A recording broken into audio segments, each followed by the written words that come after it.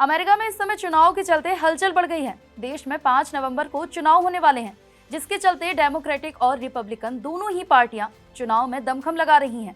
इस बार चुनाव में डोनाल्ड ट्रंप के खिलाफ कमला हैरिस मैदान में उतरी हैं। चुनाव जैसे जैसे नजदीक आ रहे हैं, दोनों ही पार्टियां वोटों को साधने के लिए जद्दोजहद कर रही हैं। इसी बीच कमला हैरिस ने अमेरिका के राष्ट्रपति पद के चुनाव में डेमोक्रेटिक पार्टी की उम्मीदवारी औपचारिक रूप से स्वीकार की है।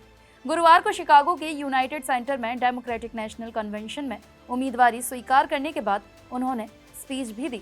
कमला हैरिस ने अपनी स्पीच में कहा, मैं अमेरिका की राष्ट्रपति बनने के लिए उम्मीदवारी को स्वीकार करती हूँ।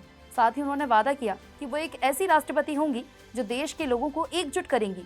उन्होंने कहा, मैं सभी अमेरिकियों के लिए राष्ट्रपति बनने का वादा करती हूँ।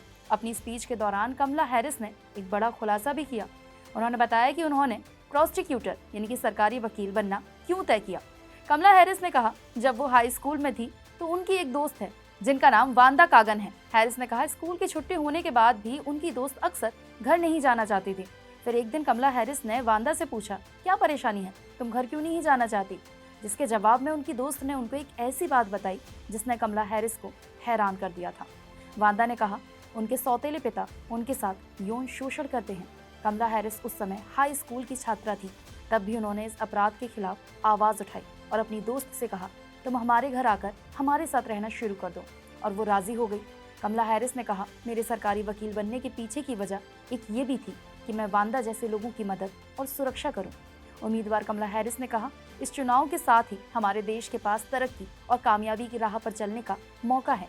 मैं हमेशा से पार्टी से ऊपर देश को रखूंगी और पूरे देश की राष्ट्रपति बनूंगी।